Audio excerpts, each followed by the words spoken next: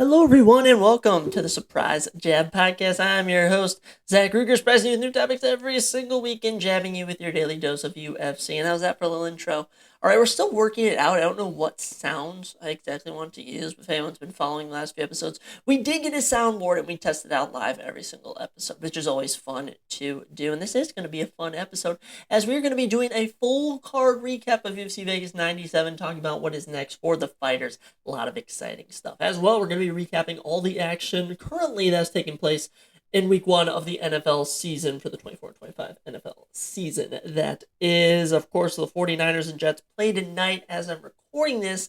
Hopefully I can finish recording this in time to watch the game. I doubt that's going to come to fruition. But yeah, we're also going to be looking at some things in pop culture, some new UFC news. We got a lot of fun stuff coming at you for today's episode. It's just been beautiful lately here in Minnesota. I don't know how anyone else has felt, but the weather has been absolutely amazing. School's been going great. Was able to see the girlfriend over this past weekend. She's got a pretty nice pad down in the city, or up in the cities, actually. And just, yeah, life has been very splendid. Got marketing club this week. We're grinding out everything that comes at us. You already know that's how we do it. So, without a doubt, let's get right into it, because I actually have some opinions on some UFC related things. So first off, ladies and gentlemen, we will touch on some new UFC fights that have been announced. Just kind of want to get these out of the way, some interesting ones in case anyone has been curious. First off, Bruno Silva back in action in the middleweight matchup here, going down at UFC 308, October 26th. He takes on Ishmael, the Austrian wonder boy, Nardiv. He will be making his UFC. Actually, Ishmael Nardiv is 2-2 in the UFC. I have no idea who this man is. He's from Austria. Bruno Silva, of course. He's been fighting just about everyone that comes his way. Recently beat Brad Tavares. Now, mind you, he's also been beaten by likes of Brendan Allen, Sharon Magomedov. He's very talented, but I do not know who Ismail Nardiv is. He is 28 years old, from Austria. No idea. That fight will be going down the UFC 308 prelims. I kid you not, UFC 308 is looking to be the most loaded card. I always love when they go to Abu Dhabi because they load these cards up ridiculously. So that's exciting. Fight rebooked here. Ovince St. Preux versus Ryan Spann was supposed to take place this past Saturday. Unfortunately, for some reason, it got postponed. It's going down October 5th at UFC 307 on the prelims. Fun matchup coming at you for Paris, of course, going to Paris, France, September 28th. Morgan Cherie, who's 19-10, 1-1 in the UFC, biggest win probably over William Gomez, is taking on Gabriel Miranda. Gabriel Miranda, 1-1 in the UFC, 17-6 professionally. His only freaking notable fight for Gabriel Miranda was his loss to Benoit Saint Denis 2 years ago in Paris. He'll be stepping in to replace AJ Cunningham, who's supposed to take on Morgan Cherie. Interesting matchup there. I don't really know how to feel about that. Another one coming at you for UFC 307. Of course, going down in Salt Lake City, Utah, if no one knew that. Tim the Dirty Bird Means. Tim, 40 years old now, returning, 33-16 professional record. Wins over Diego Lima, Thiago Alves, Mike Perry. Dude has been fighting a long time in the welterweight division. Takes on another veteran who is 39 years old, Court McGee. Court is 21-13. Actually holds win over Robert Whittaker. Fun fact, back when Robert Whittaker was fighting at welterweight. And one last fight for you. UFC Vegas 100 going down, of course, at the Apex November 9th, the final Apex card for the foreseeable future. Bernardo the Lion King Sopage, who, of course, was in a fight of the night against, oh my gosh, who knocked him out with a knee? It wasn't Carlos Prates, was it? It was someone from Carlos Prates' camp. It might have been Carlos Prates. I can't really recall, but Bernardo Sopage had an absolutely amazing fight earlier this year before he was knocked out with a knee. Actually, live here on the podcast, we're going to figure this one out because this is really troubling me. I know it is someone from the Notable Fighting Nerds camp, Fighting Nerds, taking over so far in the UFC. They have been very, very dominant. Of course, Kyle Barallo leading their charge. But I know for a fact that Bernardo Sopage fought someone in the UFC. Here we go, guys. Finally found him. He lost to Vincius Oliveira. That's who it was. I actually don't know if he's from the Fighters, but Vincius hit him with a nasty knee knockout this year. It was one of the better knockouts we've seen so far this year. But yeah, he's back in action. He takes on Ricky Turcios. The winner, oddly, of the Ultimate Fighter, I have no idea. Ricky Tercios is very terrible. Most recently got submitted by Royal Rosas Jr. But yeah, I think that Bernardo should run through Ricky if it is the exact same Ricky and the exact same Bernardo that we got in their last fight. So interesting stuff there. Not too many big fights. I'll be honest, not too many big ones have been actually made official. There's rumors right now that Peter Yan and Davison Figueiredo, there's a fight in the works for November, December. I hope that comes true. You could even have that be the main event of Macau, China. That could be super fun. Also, actually, something notable: Demetrius Johnson retired. That is right, the GOAT, Demetrius Johnson, retired from MMA. Absolutely legendary career, the most title defenses in UFC history. I don't know if it's consecutively or just overall. Ran the flyweight division here. Legend, the good stuff. Absolutely amazing stuff. Happy for him. Happy that he gets to retire on his own terms, going out on a win. Demetrius Johnson on the Mount Rushmore of MMA fighters. But the one thing I wanted to touch on quickly before we get into some pop culture news is the UFC 307 bout order. Okay, UFC 307, of course, going down October 5th. It is a random card. All right, let me tell you that. Of course, headlined by Alex Barrett and Killer Roundtree Jr., co-main event, Jaco Penton, Julia Pena. Let me read you some of the fights on the prelims right now. Or should I go with the main card? So the main card has Wonderboy Thompson and Joaquin Buckley. That's okay. All right, then you also have Jose Aldo and Mario Bautista. Okay, you know what? You got Wonderboy Thompson, Jose Aldo, legends. You then have Ketlin Vieira and Kayla Harrison, which I understand is technically the number one contenders fight for the Women's Bantamweight Championship. But on the prelims, you have Roman Dolidze and Kevin Holland. Kevin Holland is a main event fighter. Kevin Holland is an attraction. I don't necessarily think he should be on the prelims. And this fight is the main reason I wanted to talk about this, is the fact that Movsar Evloev and Aljamain Sterling are on the prelims. Movsar Evloev is the number 6, featherweight in the world. Aljamain Sterling, the number 8. This is for the next title shot, most likely. Movsar Evloev, mind you, if you didn't know, 18-0, undefeated. Aljamain Sterling, former bantamweight champion. There is no reason this fight should be on the prelims, and Ketlin Vieira and Kayla Harrison is on the main card. That makes no sense to me. You also got Marina Rodriguez on this card. Ryan Spann, Elvin St. Cruz, I mentioned. Carlos Esparza is having her retirement fight against Tisha Penton on the early prelims. This is just, Dolidze and Holland and Movsar Evloev and Aljamain Sterling. Those are definitely two fights for if we lose someone on the main card, they can step in. But, Wonderboy Thompson, Joaquin Buckley, I like that. Jose Aldo, Mario Bautista. Is Jose Aldo back to fight for a belt? Like, what is Jose doing? I feel like he retired, went away on his time, but now he's back against Mario Bautista. I personally would have put that on the prelims, if I'm being honest.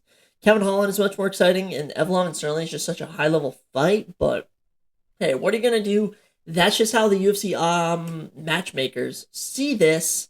I can't really complain. I mean, I'm getting a UFC pay-per-view nonetheless, but very interesting matchmaking. Not too many fights have been announced, and I doubt none will be.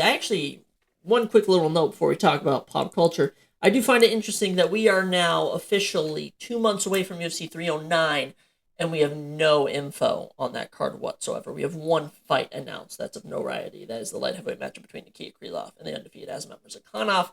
Still don't know if John Jones is fighting on there. We will have to see, but yeah, very interesting stuff going on there.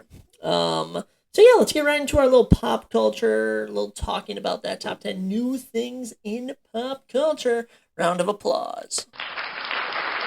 Thank you very much. And that's a round of applause for all the stars, all the interesting things that have been going on. So number 1, Tyrese Gibson has been arrested for failing to pay enough child support. The judges handed him an opportunity to avoid jail time if he pays $73,500 within 48 hours. Of course, the Transformers star, the Fast and the Furious star, Tyrese Gibson. Very interesting here that he is not paying his child support. To get on that, Tyrese, you should not be doing that. Number 2, the unfortunate news released today that the legendary James Earl Jones, of course, the voice of Darth Vader. I'm trying to think what else.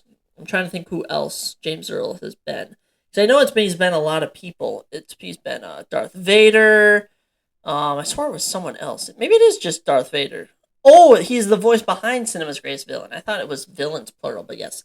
The great James Earl Jones has passed away, 93 years old, born in 1931. I think he lived a very full life, fulfilling. I pray that his soul rests peacefully. Amazing stuff. Very, very happy for him with all he accomplished in his career. And my condolences go out to his family. Number 3, Tom Holland and Zendaya are both working on new deals to return for Spider-Man 4. Destin Daniel Cretton, the Shang-Chi director, will of course be the director. Chris McKenna and Eric Summers, who wrote the previous 3 Spider-Man films, are returning to write the script. Very interesting. Filming is designed to begin early 2025. So we are not going away from the Zendaya storyline. We are going to keep her in this with Tom Holland as Spider-Man. Very interesting. It's good to know that the same script writers are here, which means the movies are going to actually feel similar. But, Shang-Chi, some people didn't like Shang-Chi. People like me like Shang-Chi. So I'll be interested to see how a Shang-Chi director will correlate to a Spider-Man film. Just looking at the tones of both. Interesting. Vincent D'Onofrio has been cast in Darren Aronofsky's crime thriller Caught Stealing. The film follows a former baseball player plunged into the criminal underworld of 90s New York City. It also stars Zoe Kravitz, Regina King, Matt Smith, Liv Schreiber, Bad Bunny, and Austin Butler. Well, sign me up. I'm going to be watching this once it comes out. I absolutely love that. Love me a little Austin Butler, little Zoe Kravitz. Vincent D'Onofrio, amazing. Bad Bunny? I actually like Bad Bunny in WWE, surprisingly. What are we on? 4 or 5? Number 5. Elizabeth Olsen says she would love to return as Scarlet Witch when there's a way to use her well. I think people didn't know what to do with me for a second there. If there's a good way to use her, I'm always down to come back. And thank you for acknowledging that, Elizabeth Olsen, that they absolutely fumbled her character. They had her be the villain/hero in WandaVision. Then she became the actual villain in, what's the film called that I'm thinking of? In Doctor Strange Multiverse of Madness. It just didn't work. No one really saw her as this big evil villain. She just wanted to get back with her kids and was just doing maniacal ways of getting there. There's a lot of issues with that film, but I'm happy that Elizabeth Olsen wants to return. And, speaking of the MCU, this will bring me to my 6th point. Don Cheadle shared his reaction to Robert Downey Jr. playing Dr. Doom. He said, I was like, what the F? Everything is clay right now. They're rewriting, they're reworking, and so I honestly can't even tease anything anymore. Interesting stuff there. I think MCU... Marvel, I was going to say, is kind of in very interesting spot right now. I know they got Disney Plus shows coming out left and right. I have not watched any. And in terms of movies, Deadpool and Wolverine, a huge success. One of my favorite movies I've seen in the MCU. Other than that, Captain America Brave New World, it looks okay. I have my mixed feelings on that. And, they also got the Thunderbolts film. That's another new team. I always like to point out the fact that the Eternals, we've just never referenced the Eternals again. Really, I feel like I know they're all going to tie together somehow, but I'm very curious how. They're all going to tie it together. Number 7, Apple has revealed they will soon allow users to AI generate their own emojis. And as scary as that may seem, it is. It is expected. It's also interesting. I also don't want to know what they're going to ask AI. Probably a lot of weird stuff. But, AI is taking just a huge takeover of the world, right? AI is taking over. And, people are like, oh, AI is going to take people's jobs. No, the people that know how to use AI will take your job. And that's why I'm trying to learn how to use it. I use it for class. I use it for my internship this summer. And I use it in my spare time when I want to learn stuff. Number 8, Happy Gilmore 2 has officially begun filming, coming soon to Netflix. Just another example of the studios nowadays cannot come up with anything original. But why do we need Happy Gilmore 2, 20 years after the original came out? We do not need that at all. And on top of that, I have another one for you. First look at the Young Sheldon sequel series, George and Mandy's First Marriage. That is right. They are bringing back more Young Sheldon characters. They just can't let a series go away.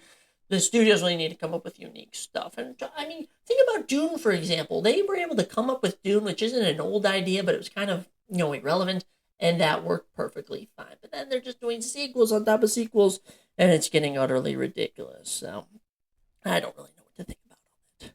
Number 9, I'm trying to think. I saw the Emmys were going on. A lot of stuff went on there, but I don't pay attention to any of that because I find it all a joke. So what's something I can bring up? Yeah, speaking of dude, what do you know? Dennis Villanueva reveals the script for Dune 3 is in the works to be written.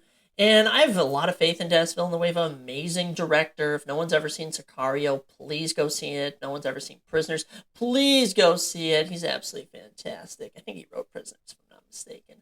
But Dune 3, I have a feeling he is not going to follow the book's way of doing things.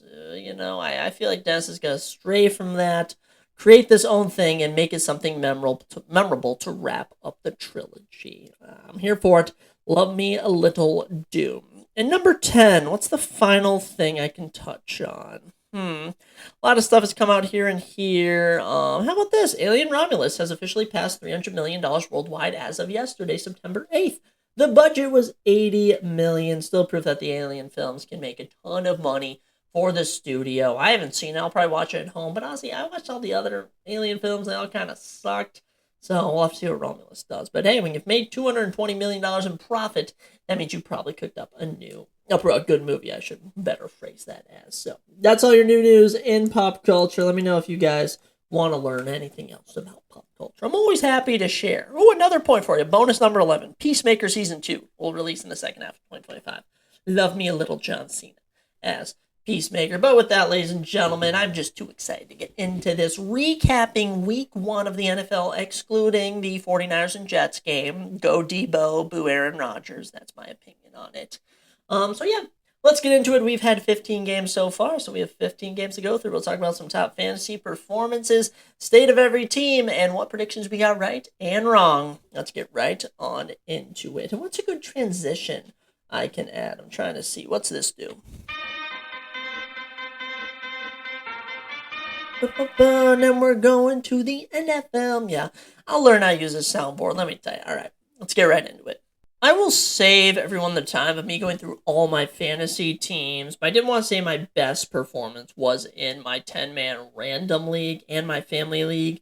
I'm going to win in both of those. My 16-man league, most likely going to lose. In my 10-man $500 league, most likely going to use that. And in my sleeper league, probably going to lose there. But 149 to 81 currently is an absolutely fantastic way to win week 1. But let's kick things off with our first matchup of the season, which was the Ravens versus the Chiefs. And the Ravens unfortunately lost 27 to 20. Very good game, though. Okay, a very good game. Came down to the wire, came down to the final play, and Isaiah Likely just couldn't get his toes in and unfortunately lost. So you are going to be starting off Chiefs on top, Ravens on bottom. But, I mean, Lamar Jackson, 26.12 fantasy points. He went 26 out of 41, 273 yards, and a passing touchdown. And he also rushed for, guys, 122 yards. Are you freaking kidding me? Incredible stuff right there. Also for them, Isaiah Likely, 26.1 fantasy points. Might be the number 1 tight end right now. I honestly think he is. 9 catches, 111 yards, and 1 touchdown. Justice Hill, 11.5 fantasy points, was the third best fantasy performer for them. Justice had 1 rush for 3 yards, but it was his 6 catches for 52 yards that really did him well. Derrick Henry, very underwhelming, 46 yards rushing, was able to punch in 1 touchdown. Other than that, Rashad Bateman, 2 catches, 53 yards. Zay Flowers, 6 catches, 37 yards. Nothing too impressive.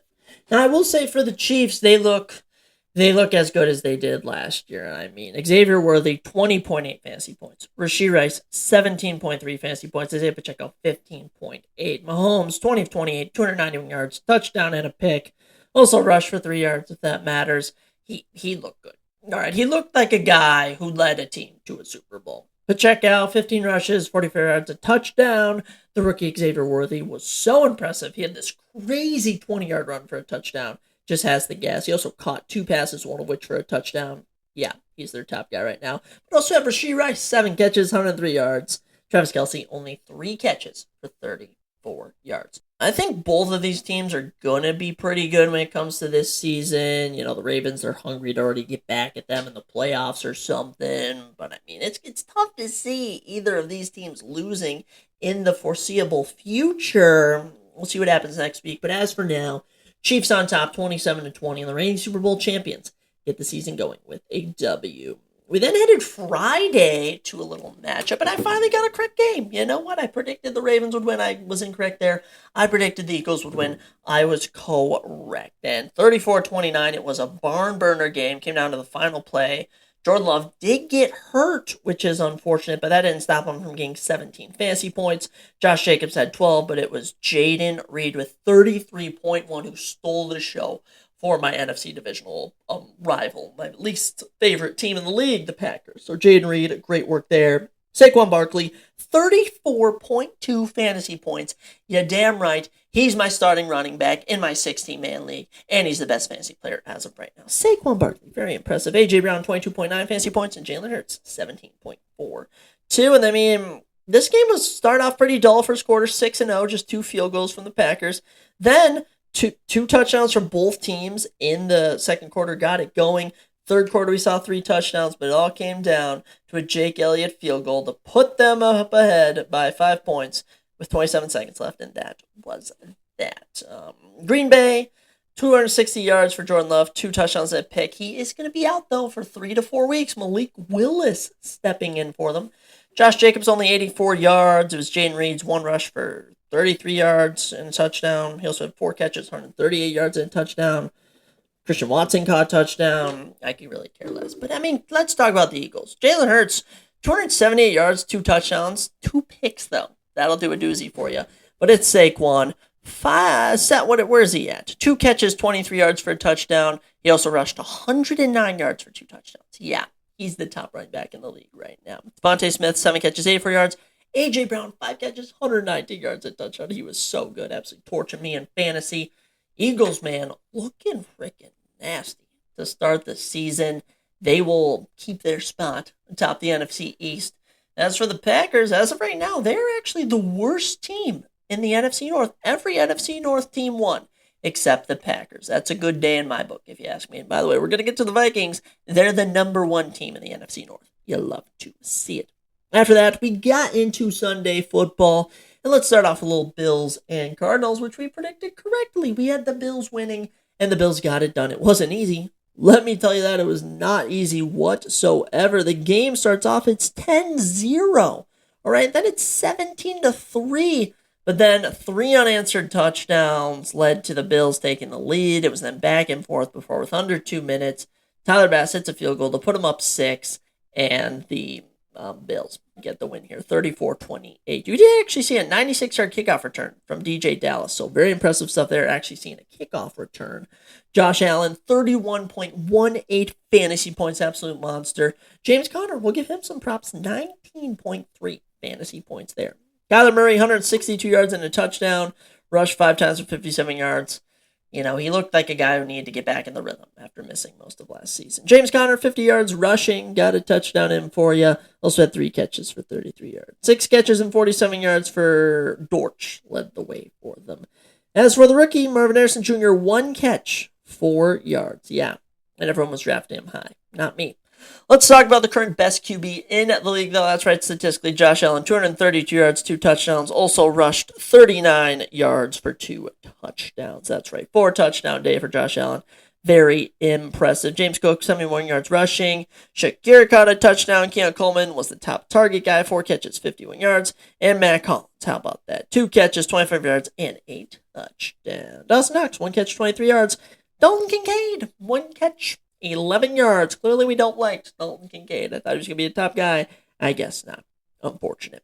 Then let's get into the biggest upset of the past 5 years, betting-wise. Absolutely crazy. As the Patriots beat the Bengals. You can't even make it up. The Patriots beat the Bengals at home. All right, they beat the Bengals in Cincinnati. You cannot even make it up. Absolutely crazy if you ask me. Ramondre Stevenson, 22.6 fantasy points. New England defense, 12 points. The kicker, Joyce Slide, 10 points. It was everyone but the offense getting it done for the Patriots. Their defense, special teams, amazing. I mean, Ramondre, he led the offense, I should better say. Zach Moss, 14 fantasy points. Jamar Chase, 12. Joe Burrow, 8. What the frick even happened? It was 10-0 at halftime. Okay, then it was 13-0. Finally, 13-7 heading into the fourth. And just, the Bengals just couldn't score. They couldn't get it done. Jacoby Brissett, 121 yards, showing that he's a top backup.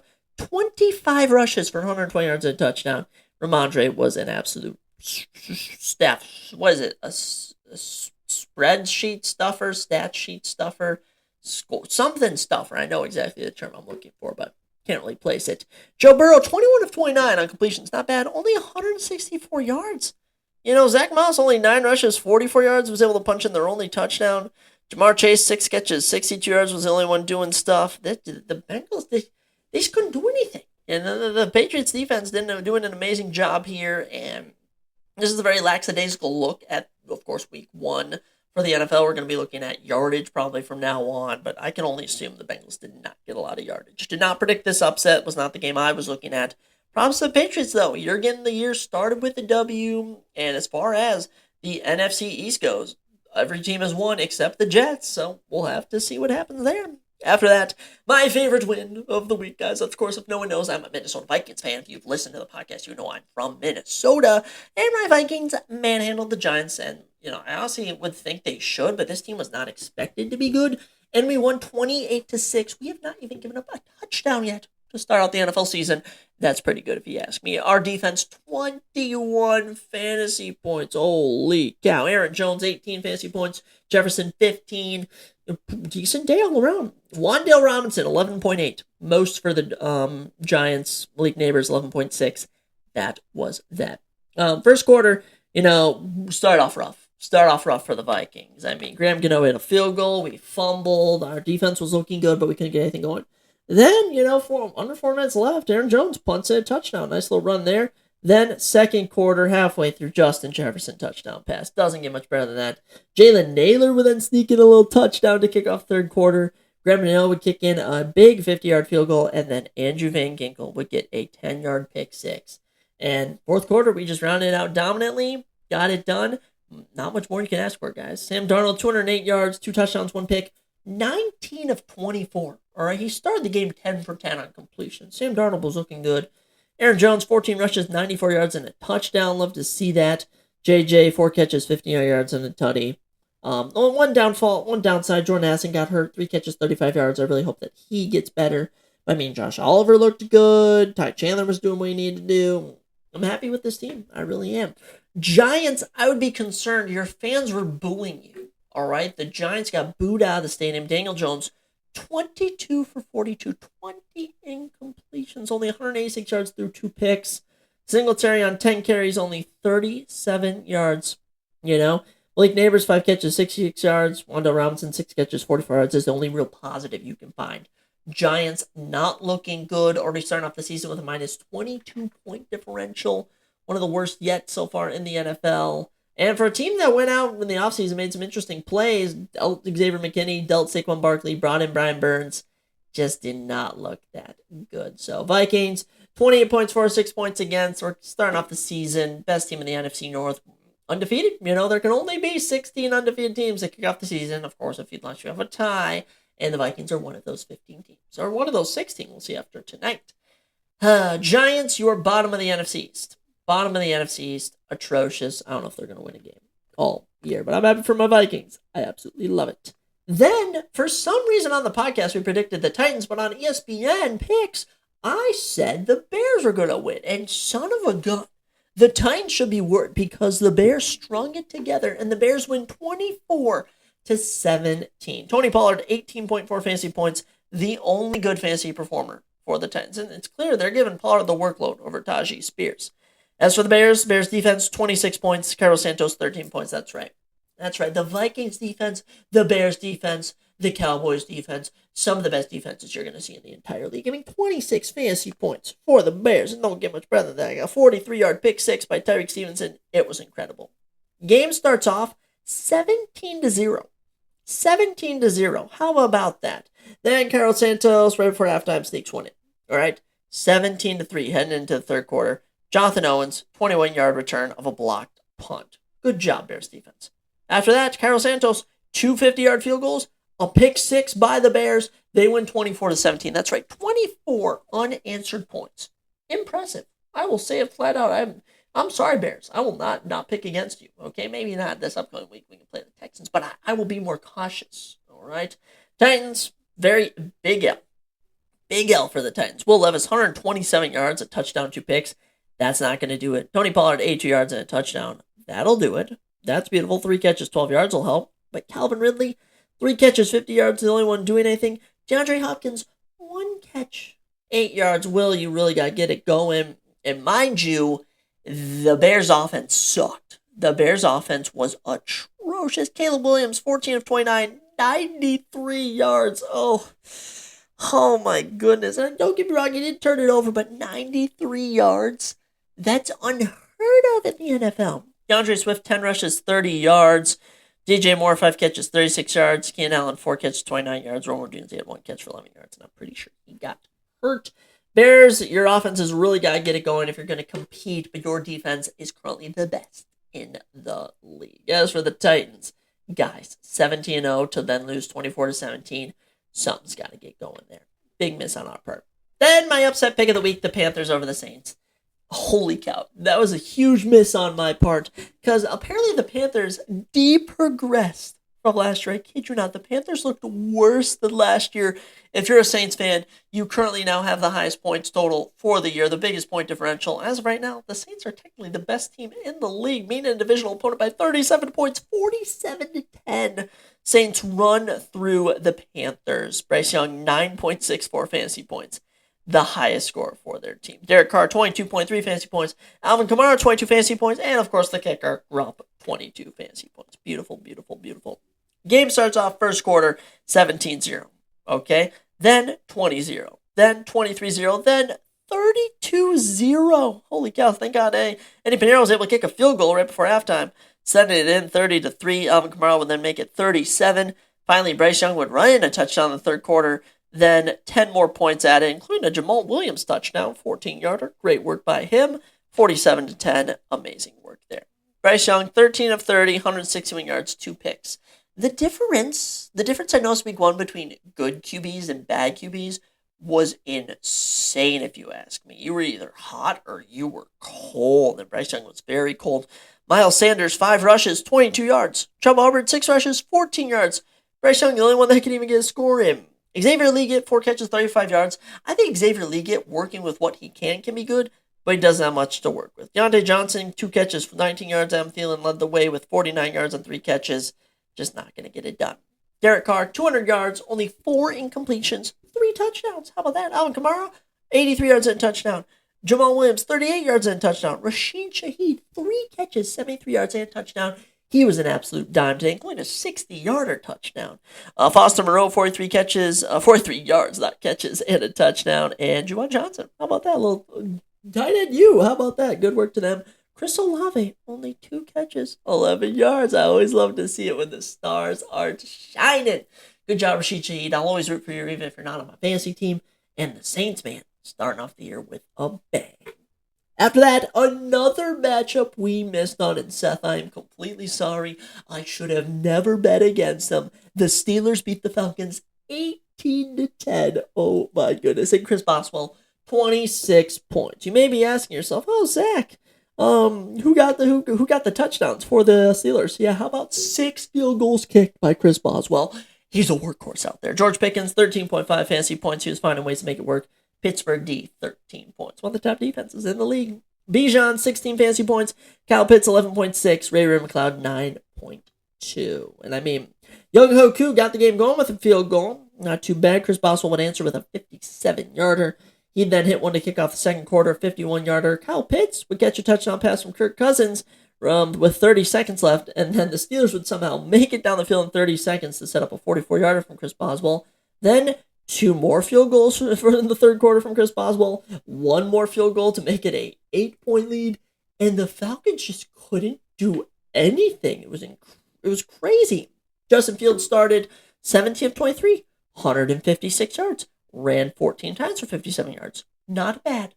I will say, he did not look as bad as he did on the Bears. Now, certainly similar statistics, but he's getting there. He's really getting there. And, when I look at George Pickens, 6 catches, 85 yards, he was doing his work. Pat Freiermuth, 4 catches, 27 yards, doing what he could. Najee, 20 rushes, only 70 yards. We don't really like that. But Pittsburgh starting the year off with a W, and I don't think anyone else won in the AFC North. No, Browns, Ravens, and Bengals are lost. So how about that? Steelers, the only team to win in the NFC North. Good job, Seth. Very good job. Kirk Cousins' debut, 16 of 26, 155 yards, a touchdown, and 2 picks. Not going to do it. Not going to do it, Kirk. That contract is not looking very pretty right now. All right, it is not looking very pretty. I'm just gonna be honest. Okay, it's not looking too pretty. Bijan, 18 rushes, 68 yards, caught 5 catches, 43 yards. Can only do as much as he was given. Ray McLeod, 4 catches, 52 yards, led the way. And Kyle Pitts caught the only touchdown. Drake London, only 2 catches. Daryl Mooney, only 1 catch. Yeah, Falcons did not look that good. Did not look that good. I don't know. It's going to be a long season. Maybe Kyle Pitts is hurt. We don't know, but rough stuff for the Falcons. After that, the Dolphins, of course, I picked them to win, and son of a gun, they had my heart racing a bit as they kicked off the game, going down 17-7. Was a little worried, but then, how about a perfect 13-0 second half, including an 80-yard touchdown catch from none other than Tyreek Hill, who was arrested that morning. How random was that? Was arrested, came back, got it done. Jason Sanders hit 2 big field goals in the fourth quarter, that is. The rookie, Brian Thomas Jr. for the Jaguars, leading the way with 14.7 fantasy points. Love him. Travis Etienne, 11.9. Expect a bit more, but the 3 stars. Tyreek Hill, 26 fantasy points. Devin Achane, 23. And Tua Tagovailoa, almost 20, 19.62. Trevor Lawrence, 162 yards and a touchdown. Just looked average, man. Tank Bigsby had more rushing yards than Travis Etienne. They split the touches there. Very fascinating. Gabe Davis, 3 catches, 62 yards, had the most yardage, but most catches went to Brian Thomas Jr., the rookie. 4 catches, 47 yards, got the only touchdown. Love to see it. Evan Ingram, only 1 catch for 5 yards. Top tight ends did not have the best week 1. Very surprising. And your passing leader, of course, is Tua Tagovailoa as of right now. 338 yards, a touchdown, no picks. Devin Achane, 10 rushes, 24 yards, and a touchdown. Couldn't really get it going on the ground, but Tyreek, 7 catches, 130 yards and a touchdown. Jalen Waddle, 5 catches, 109 yards. Devin Achane, 7 catches, 76 yards. Yeah, this offense is good. They are very talented. Of course, we knew they were one of the best offenses in the league. We already knew that. Dolphins, helping the AFC East currently get a sweep. They're 3-0 right now. We'll see if the Jets can get it done. That game should be starting in about 6 minutes. Probably won't be catching it then. But yeah. As for the Jags, AFC South, everyone but the Texans taking an L. Just yeah. That's all I really have to say about that. Interesting stuff. I won't lie. I look at all these results, and I'm taken aback at times. But let's keep it rolling. Texans and Colts, as we just mentioned. Joe Mixon, 27.8 fantasy points. Come on. People are calling him washed. People are saying don't pick him. Almost gets a 30 bomb. Stephon Diggs, 21.9. And CJ Stroud, 18.66. You're damn right the Texans are good. You're damn right. Anthony Richardson, 28.08. He's as good as claimed to be. Alec Pierce, 21.5 fantasy points. Hello. What a game, guys. What an absolute masterpiece. First quarter, 7-6, including a 60-yard touchdown pass from Anthony Richardson to Alec Pierce. Stephon Diggs would then catch a little touchdown pass from C.J. Stroud. 51-yarder from Kyrie Fairbairn. Jonathan Taylor punch a little 5-yard touchdown run. Joe Mixon would get the fourth quarter going with a 3-yard touchdown pass. Ashton Doolin, 54-yard touchdown pass from Anthony Richardson. Stephon Diggs would punch in his second touchdown of the day with under 5 minutes. Anthony Richardson would get a little 3-yard run in. Spencer Schrader would kick the extra point, but just was not enough in the end. C.J. Stroud, 234 yards and 2 touchdowns. Joe Mixon is currently second best running back in the league when we look at stats behind Saquon. 30 rushes, though. 159 yards and a touchdown. He looks better than he did in Cincinnati. It is incredible, if you ask me. Nico Collins, 6 catches, 117 yards. Diggs, 6 catches, 2 touchdowns. Tank Dell, 3 catches, 40 yards. It was an impressive performance from the Texans. They're as good as advertised. And when all they're talking about is the wide receiver core and then the running backs, Joe Mixon runs all over you, it is fun to see. Super fun to see. Richardson only completed 9 passes on 19 attempts, 212 yards. 2 touchdowns, threw a pick. Jonathan Taylor, 16 rushes, 48 yards, punched in a touchdown. but it's Alec Pierce, 3 catches, 125 yards and a touchdown. Best stat line I've seen. Pittman had 4 catches, 31 yards. Very odd stat line for the Colts. But as much as they're kicking off the season with a loss, this should be a sign of hope with how good your team did against a team in the Texans who people are saying are going to the Super Bowl. All right. I would not be disappointed with this at all. And I mean, everyone else lost in the AFC South, and you're going to play them again later this year. I would not lose hope, guys. This was an impressive performance. But, you didn't win. It's okay. We then got into our 3 o'clock games, and I missed on this one, guys. I thought the Raiders would come out, beat the Chargers at home. I guess not. I absolutely guess not. Chargers win 22-10, and the Raiders looked bad, too. I can't lie. I can't lie. The Raiders just did not have it. Madison, 16.2 fantasy points. Brock Bowers, 11.8. Devontae Adams, 10.9. They did as much as they could, really. J.K. Dobbins, 23.9, breakout game for the Chargers, and also Chargers D, 15 points. Ladd McConkey, 14.9, rookie of the year. How about that?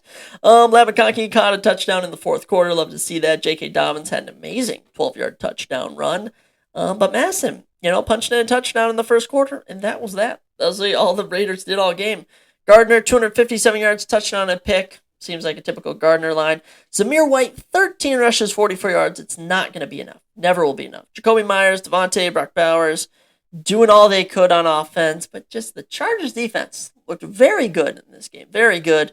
Herbert didn't look the best, 144 yards and a touchdown. It really came down to J.K. Dobbins, 135 yards rushing. All right, and him and Gus, by the way, split touches, 10 and 11. But yeah, Gus is more of your tank, J.K. Dobbins your fighter jet. I think I've used that analogy before. But yeah, despite losing Keenan Allen and Mike Williams, Chargers kicking off the season with a W. Impressive stuff for the Los Angeles Chargers. Another 3:30 game was the Broncos versus the Seahawks. I just knew the Seahawks were going to get this one done. They were at home. They had all the momentum. They always play better at home.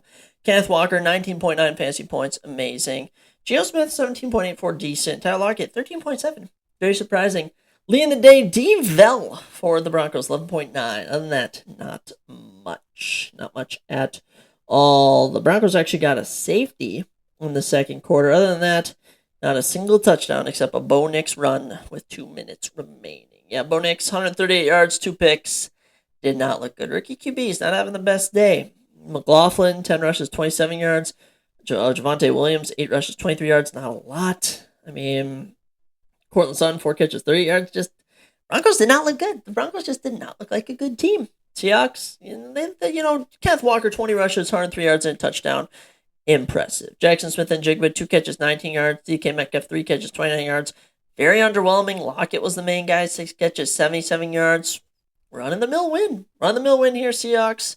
Looked okay, nothing special. Broncos just, the Broncos, Giants, Panthers, it's almost like nothing changed from last season. It's almost like all 3 of those teams progressed. Not many positives there. Now, yeah, there are some positives, though. And that is the Dallas Cowboys. They had a great day. Brandon Aubrey, 21 fantasy points. Dallas D, 19 fantasy points. Brandon Cooks, 14.5. As CD and Dak kind of took the back seat, 4 fantasy points. And the 33-17 win for Dallas. Jerome Ford, 18.9 fantasy points. Led the day for them. Nothing really much here. The Browns just couldn't really get anything going. Jerry Jeudy caught a touchdown pass in the third. Jerome Ford ran in a touchdown with 29 seconds left in garbage time. Dallas was just dominant. Dak, 179 yards and a touchdown.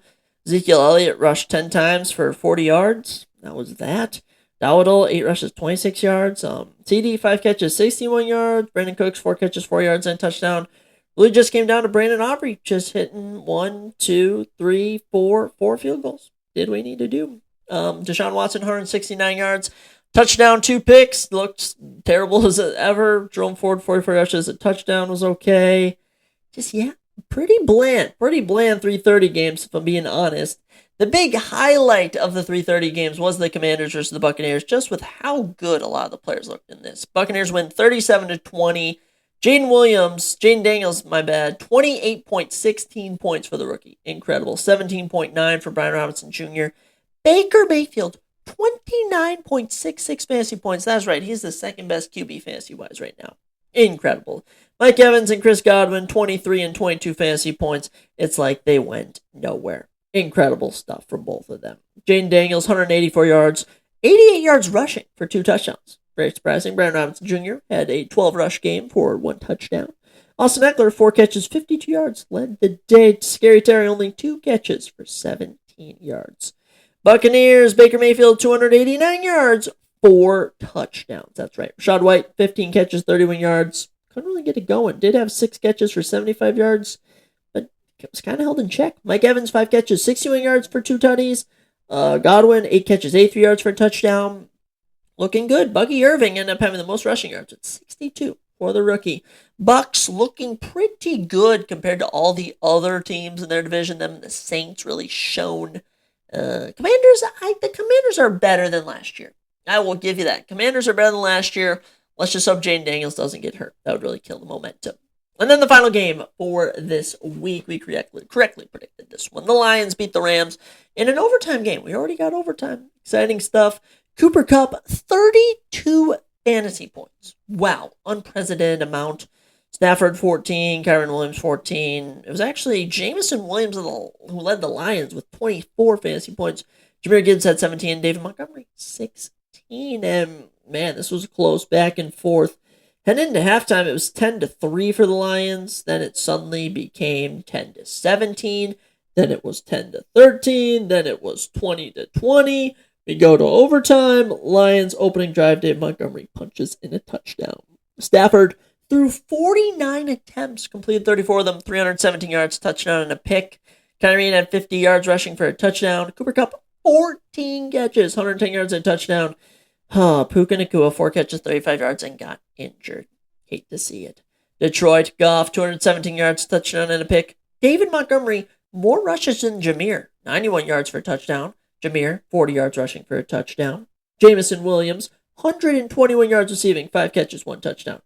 Amon-Ra St. Brown, only 3 catches for 13 yards. Sam Laporta, 4 catches, 45 yards. Was able to lead me to victory with 1 final catch, but rather than that, Lions getting it done. Rams didn't look too bad. I will say Matthew Stafford looks aged, and I just don't know what his ceiling is. I don't know how far Matthew Stafford can go this year, but hey, pretty good opening week 1.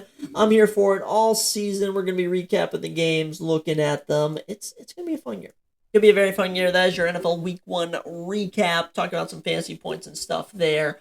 I'll be interested to see what the waiver wire produces. But ladies and gentlemen, that brings us to our final point, which is our UFC Vegas 97 recap. We had a bunch of action coming at you. We go 7-5 on predictions, 221 and 142 on the year now. 7-5 isn't too bad. Nailed some stuff, missed on some other stuff. Let's talk about all of it. Kicking off the night, we had a little featherweight matchup between Nathan Fletcher and Zygomantis Ramaska rematch. Or actually, this fight was not a rematch. It was supposed to take place on The Ultimate Fighter, but Zygomantis pulled out. Zygomantis was actually supposed to be in the finals.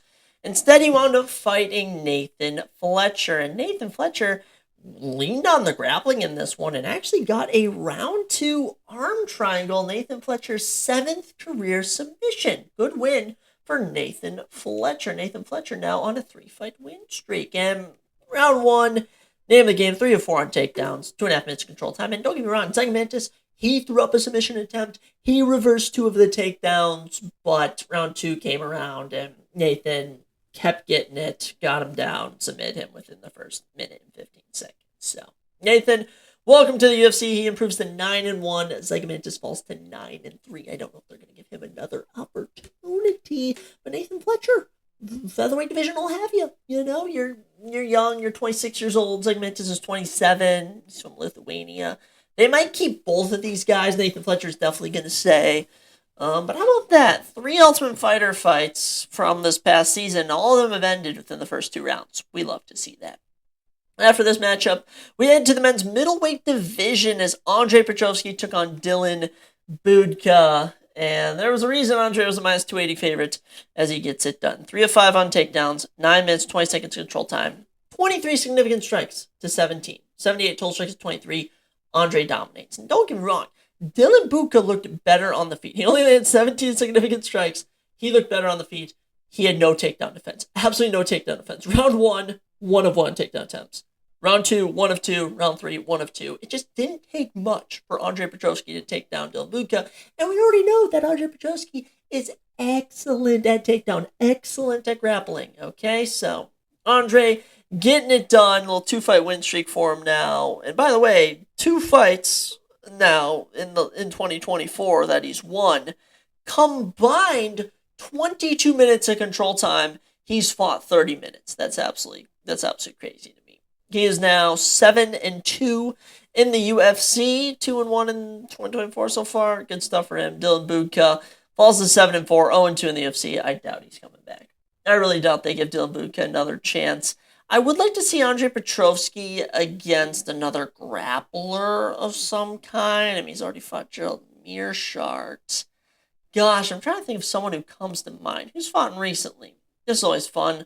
Look at guys who have fought recently. Who fought last week at middleweight? Ryan Loder, who won the Ultimate Fighter. You also have Zachary Reese. I think those are some good names he could potentially fight. I like both of those options for Andre Petroski.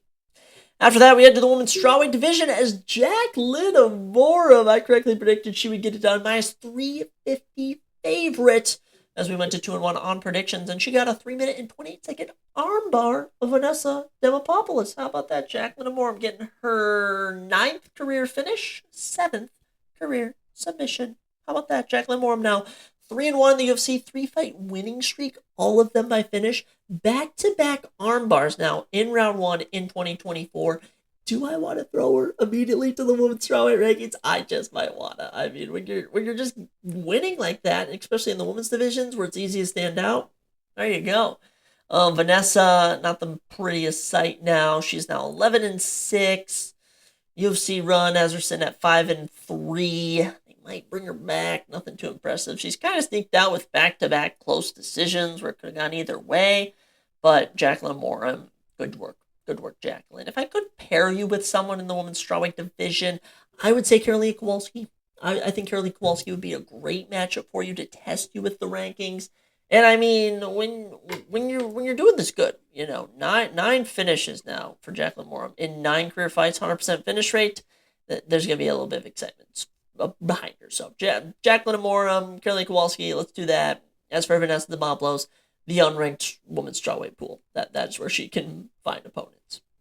After that, featherweight division again as Gabriel Santos took on Yisan. We rode with the Japanese man, Yisa, or Chinese man, I'm sorry.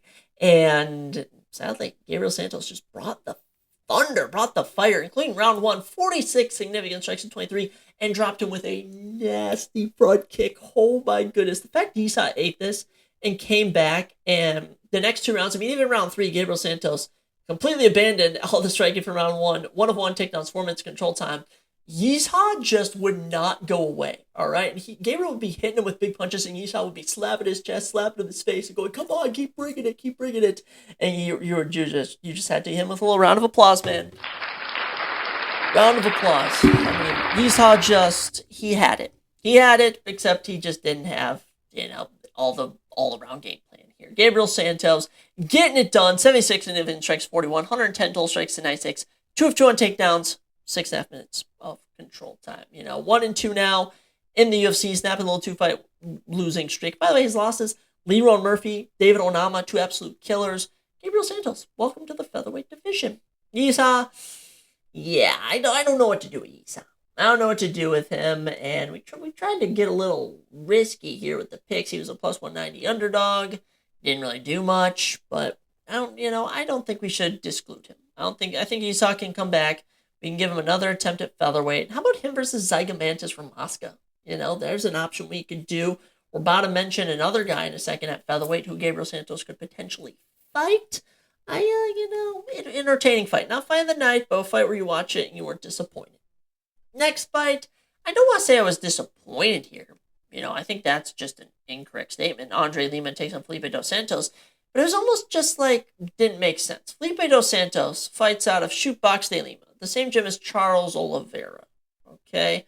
And I would expect a higher level of grappling. And Felipe Dos Santos went 0 of 8 on takedowns, 0 of 6 in round 1, and Andre Lima realized, okay, well, what am I doing? I can just take him down. Went 2 of 2 on takedowns, 9 minutes of control time. 9 minutes of control time. So there you have it. There you have it. Felipe wins round 1, 25 significant strikes to 10, and then loses the next 2 rounds, getting 4 minutes of control time on him in both of those rounds. Felipe, just abysmal. Just abysmal. And it's just apparent that takedowns are his weakness. He's a striker. Okay, he's 1-2 in the UFC. Be it those losses are now to Mel Cape and the young, hungry Andre Lima, who 25 years old, now improves to 10-0, 3-0 in the UFC in 2024. Pretty good. But I'd like to see a bit more from Felipe. I really would. And will they bring him back? I'm sure. But really, this was Andre Lima coming out, showing that he belongs, showing he can bring it. And then when you're undefeated, coming into the UFC, we love to see it. But Grappling Fest, pretty boring. Wasn't the most exciting. Just a win. Just a win for Andre, loss for Felipe. Flyweight division, there's unranked flyweights out there for him to fight. As far as ranked flyweights go, I don't really see either of these guys bouncing to the rankings just yet. Another featherweight matchup coming at you, the minus 2,500 favorite. Isaac Dalgarian gets it done. He gets his 3rd career submission as he submits Brandon Marat with a round 2 arm triangle. The fight lasted 9 minutes and 19 seconds. 9 minutes and 12 seconds of control time for Isaac Dalgarian. That's right. 3 seconds into round 1, shoots a takedown. Utterly insane. 4 seconds in round 2, shoots a takedown. Lands both of them, takes them down, controls them. 41 significant strikes to 3. 102 total strikes to 22. Just destroys. There's a reason Brandon Marat was over a plus 1,000 underdog, okay?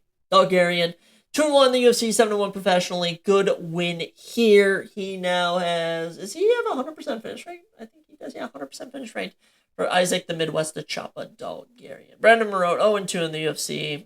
Just brutal. Just brutal if you ask me. Brandon Marat now has 3 professional losses. All of them, he's been finished. So, that's sad to see. Dalgarian, great win here. I don't really know who to match him up with. A lot of featherweights, like I said.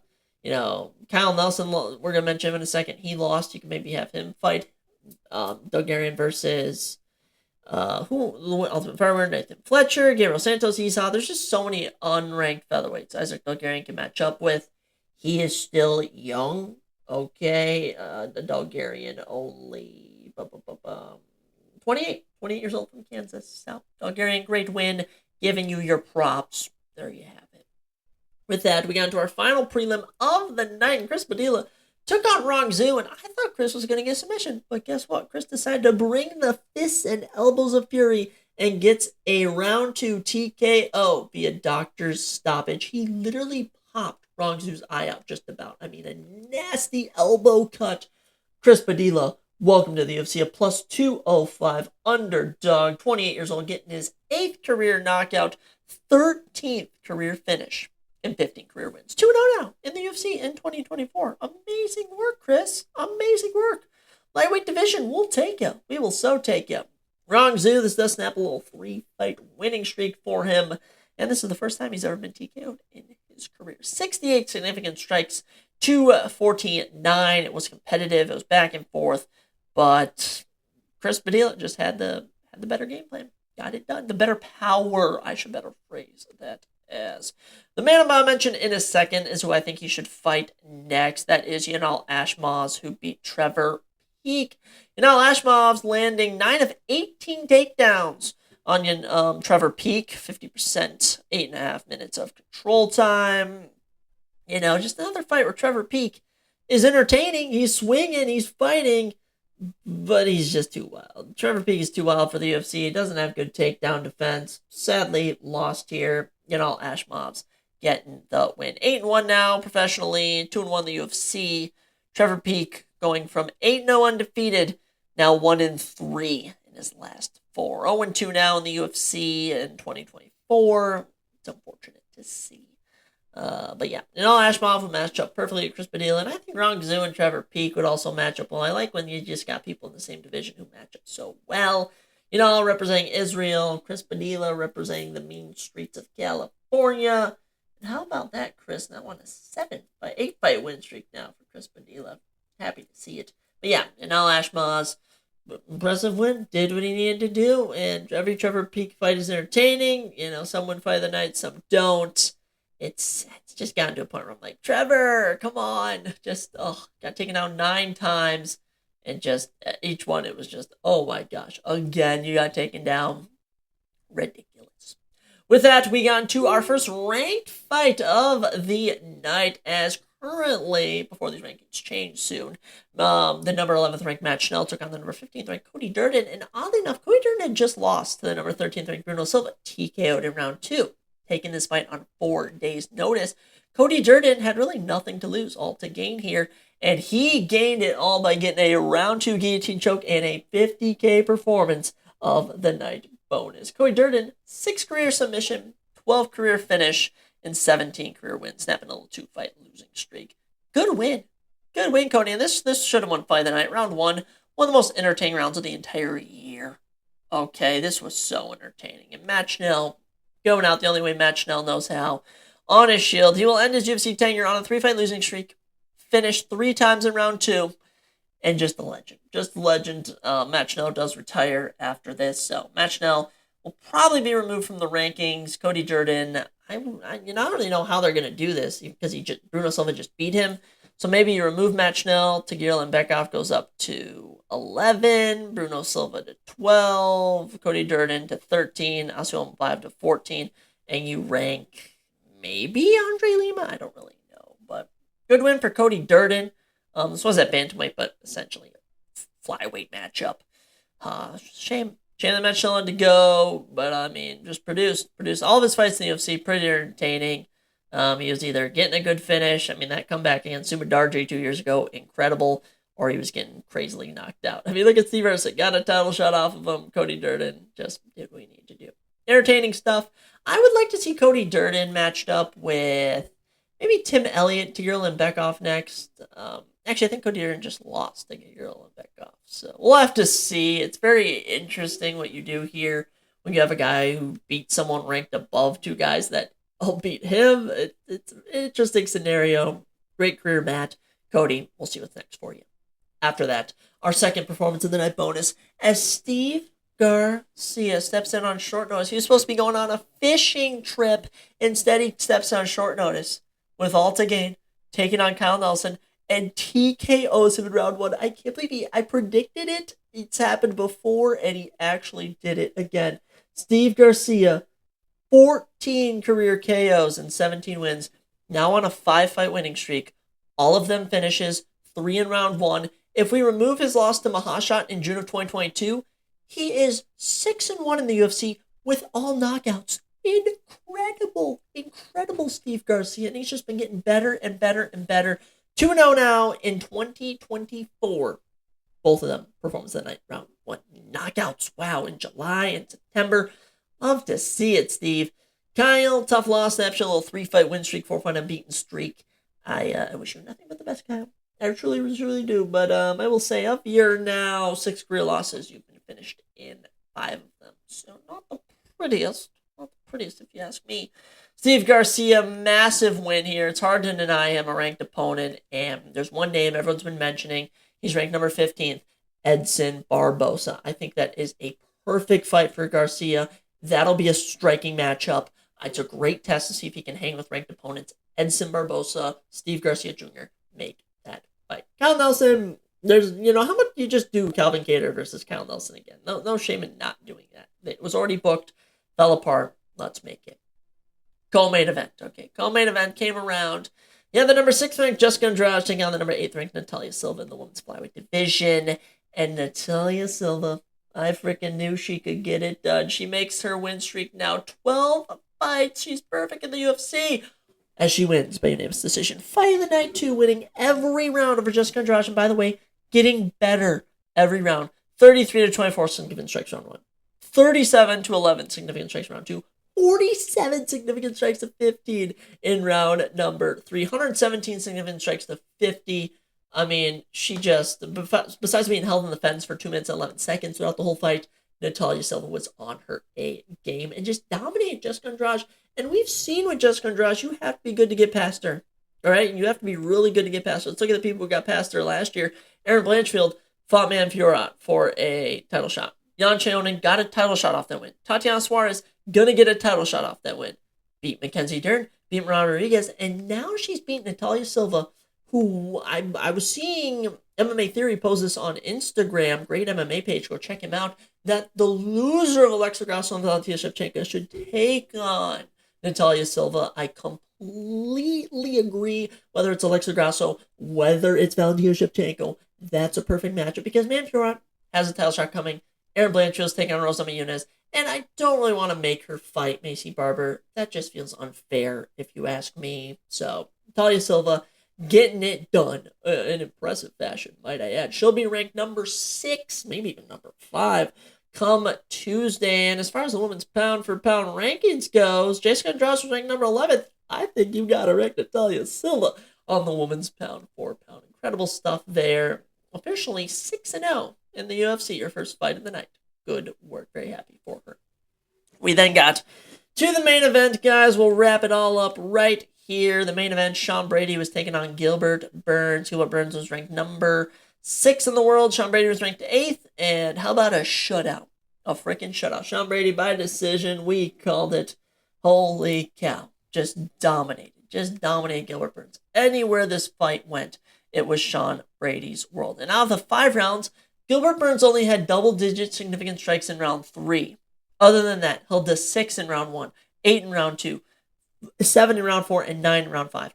130 significant strikes and 47 in favor of Sean Brady. Sean Brady, 7 of 17 on takedowns. Okay, 10.5 minutes control time. Got taken down once by Gilbert Burns in round 2. That was maybe the only round you could have given Gilbert Burns, or maybe round 3. I don't know. Every round went to Sean on the verdict scorecard.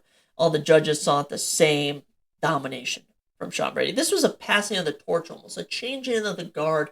This is what Gilbert Burns did to Tyron Woodley. This is what Gilbert Burns did to Jorge Masvidal, Neil Magny, Damian Maia. This is what Gilbert Burns does to people, and it was done to him. Sean Brady, 17-1 now, biggest win of his career. And hey, he's ranked number 6 now in the world. I'd rank him number 5. I'd put him past Colby Covington.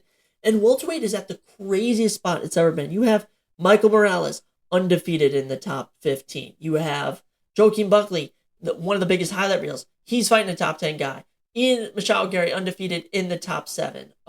Jack Del Maddalena, 17-2 on a 17-fight win streak, ranked number 4. Shafik Rakhmonov, 18-0, undefeated, number 3 ranked, getting a title shot. It is a changing of the guard at welterweight, and sadly, Gilbert Burns has become the latest recipient of it. So, Sean Brady improves to a very good 7-1 in the UFC, 17-1 professionally. Only lost now to the champion, Bilal Muhammad, that aged well. Gilbert Burns, 3-fight losing streak now to Bilal Muhammad, Jack Del Maddalena, and Sean Brady. 22-8. There's rumors that he retired backstage. I don't know if it's true, but that was really it, Gilbert Burns. You had a good run. You had a good career. You had some great fights. I mean, he fought Kamaru Usman for the championship, the main events here and there. But man, Sean Brady, just a better fighter. Brady gets it done. And I was seeing people say you should fight Usman next. There's also Leon Edwards up there. You can even do Sean Brady versus, I don't even know, Jack Del Maddalena. There's a lot of options. If Gilbert Burns does come back, it's going to be against Michael Morales. It's going to be against, I don't even know, Joaquin Buckley. It's going to be against an up-and-comer. That might be it for him. But good night overall for us, 7-5. And whenever we predict the main event correctly, I always get in a better mood. Especially when we start off on the main card 0-2, and then we end 3-0. And 3 fighters I actually care about winning, I'm usually in a good mood. So, UFC Vegas 97, good Apex card. Love to see it. But now we look ahead, guys, to this upcoming Saturday, UFC 306 Riyadh Season Noche UFC. It makes no sense to me why the Saudi Arabians are sponsoring the Mexican event, but John O'Malley defends his belt against Maram Shelley. The trilogy between Alexa Grasso and Valentina Shevchenko and Diego Lopez and Brian Ortega finally do battle. You also get some amazing Mexican fighters. Daniel Zaluber takes on Esteban Ribovics.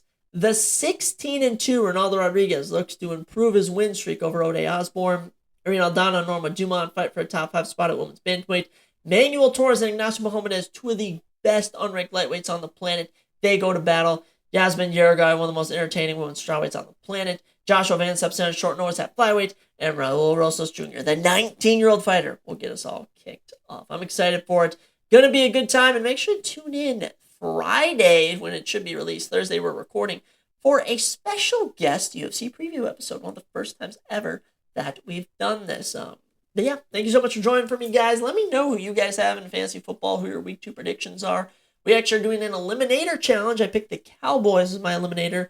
We are going on to week 2, actually being still alive for one. So let me know who I should pick for that. Guys, as always, thank you so much for listening. And let me see if I should end with some music. I mean, I'm trying to start every episode with some music. So how does this sound? As a little exit music? Which one should I do? PUBG, I think. Let's try us with this. And I will catch you next time on the Surprise Jab Podcast. Huh? How about that? Guys, go conquer the week.